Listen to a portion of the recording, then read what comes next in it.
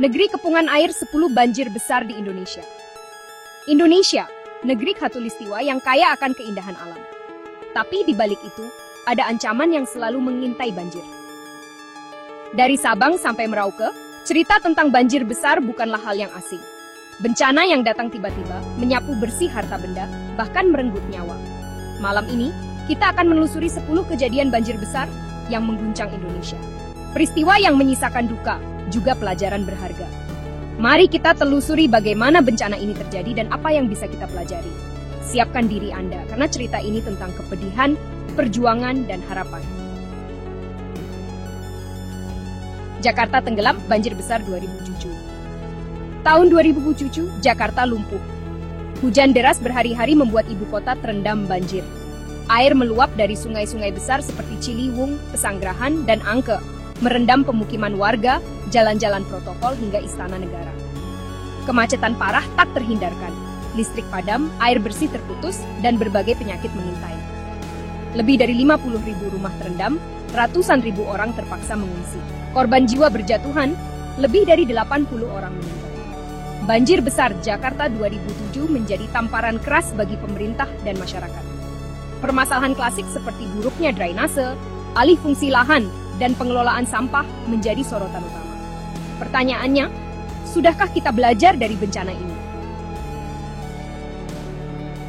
Amukan banjir bandang Wasior 2010. Oktober 2010, langit Wasior, Papua Barat, tiba-tiba gelap. Hujan deras disertai angin kencang menghantam tanpa ampun. Tanpa peringatan, banjir bandang datang menerjang. Air bercampur lumpur dan kayu gelondongan menyapu bersih apa saja yang dilewatinya. Dalam sekejap, kota kecil yang tenang itu berubah menjadi lautan lumpur. Rumah-rumah hancur, jembatan putus, jalanan tertimbun. Lebih dari 150 orang meninggal, ratusan hilang. Banjir bandang Wasior adalah bencana terburuk di Papua Barat. Lokasi terisolasi membuat evakuasi terhambat. Peristiwa ini menyisakan duka mendalam dan pertanyaan besar. Manado lumpuh diterjang banjir 2016. Januari 2016, Manado, Sulawesi Utara, dilanda hujan deras selama berhari-hari. Sungai Tondano meluap, air bah pun tak terbendung. Banjir besar merendam hampir seluruh wilayah Manado dan sekitarnya. Ketinggian air mencapai atap rumah di beberapa titik. Ribuan rumah terendam, fasilitas umum lumpuh, dan akses transportasi terputus. Lebih dari 20.000 orang terpaksa mengungsi. Banjir bandang ini juga menelan korban jiwa. Tercatat 19 orang meninggal dunia. Pemerintah dan berbagai pihak bahu-membahu melakukan evakuasi dan menyalurkan bantuan.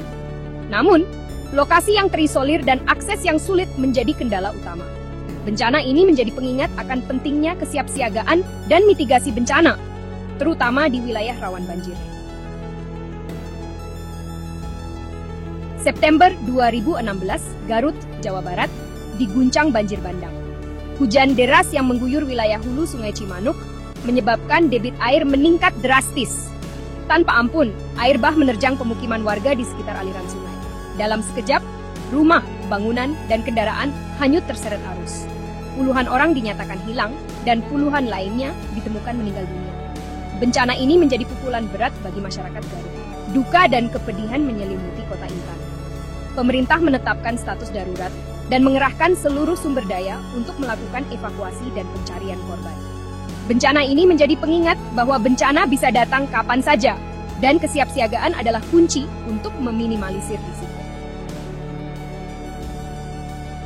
Desember 2016, Kota Bima, Nusa Tenggara Barat, lumpuh total. Hujan deras yang mengguyur selama berhari-hari menyebabkan banjir terparah sepanjang sejarah. Ketinggian air mencapai 2 hingga 3 meter di beberapa titik, merendam 80% wilayah Kota Bima. Lebih dari 105.000 jiwa terdampak banjir. Ribuan rumah terendam, fasilitas umum lumpuh, dan akses transportasi terputus. Banjir ini juga melumpuhkan perekonomian dan aktivitas masyarakat. Bantuan dari berbagai pihak mengalir untuk meringankan beban warga Bima. Pemerintah menetapkan status tanggap darurat dan berupaya keras memulihkan kondisi pasca bencana. Bencana ini menjadi pelajaran berharga tentang pentingnya menjaga lingkungan dan kesiapan menghadapi bencana. April 2019, Bengkulu dikepung banjir. Hujan deras yang mengguyur selama beberapa hari menyebabkan sejumlah sungai meluap, ratusan rumah terendam, jalanan terputus, dan jembatan ambruk. Aktivitas warga lumpuh total. Lebih dari 12.000 jiwa terdampak banjir. Ribuan hektar sawah terendam, fasilitas umum rusak parah, dan akses transportasi terganggu. Banjir ini juga menimbulkan kerugian material yang tidak sedikit. Pemerintah dan berbagai pihak bahu-membahu melakukan evakuasi dan menyalurkan bantuan. Bencana ini menjadi pengingat akan pentingnya sistem peringatan dini dan kesiapsiagaan menghadapi bencana. Juni 2019, Samarinda, Kalimantan Timur, kembali dilanda banjir. Hujan deras yang mengguyur selama beberapa hari membuat Sungai Mahakam meluap. Ketinggian air mencapai 2 meter di beberapa titik, merendam ribuan rumah dan fasilitas umum. Lebih dari 20.000 jiwa terdampak banjir. Aktivitas warga lumpuh total, akses transportasi terputus, dan perekonomian terganggu. Banjir ini menjadi momok tahunan bagi warga Samarinda. Pemerintah dan berbagai pihak berupaya keras menanggulangi banjir.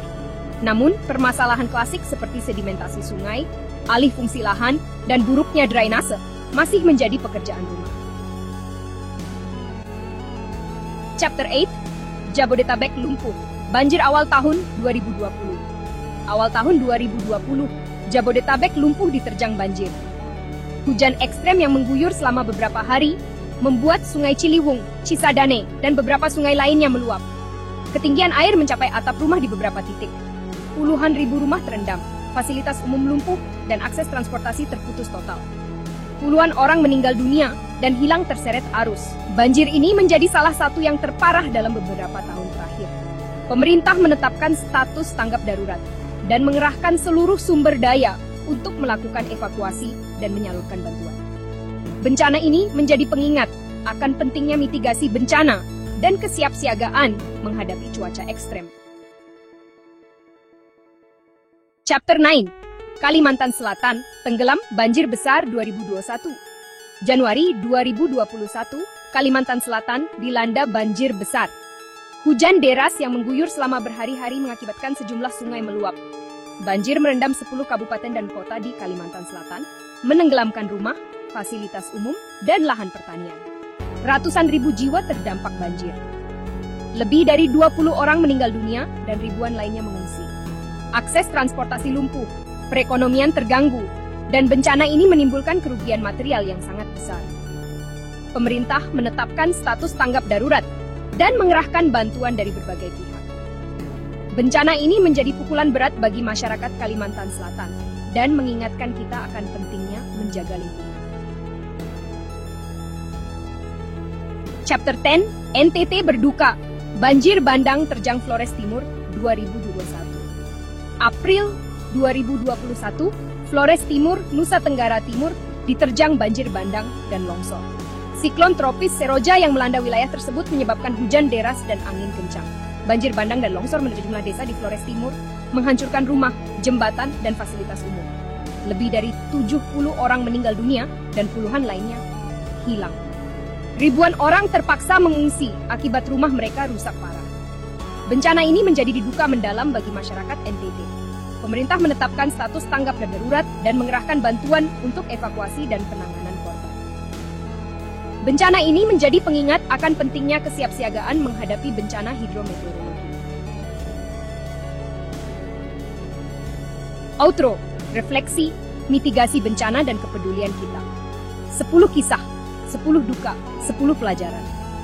Bencana banjir besar yang melanda berbagai wilayah di Indonesia menjadi catatan kelam yang tak boleh dilupakan. Ribuan nyawa melayang, ratusan ribu orang kehilangan tempat tinggal, dan kerugian material yang tak terhitung jumlahnya. Namun, di balik duka, ada semangat gotong royong dan kepedulian yang terpancar. Masyarakat bahu-membahu membantu sesama, pemerintah, dan berbagai pihak berupaya keras menanggulangi bencana. Bencana ini menyadarkan kita bahwa kita tidak sendiri. Kini pertanyaan besarnya adalah, sudahkah kita belajar? Sudah siapkah kita menghadapi bencana di masa depan? Mitigasi bencana, kepedulian terhadap lingkungan, dan kesiapsiagaan adalah kunci untuk meminimalisir risiko dan menyelamatkan lebih banyak nyawa.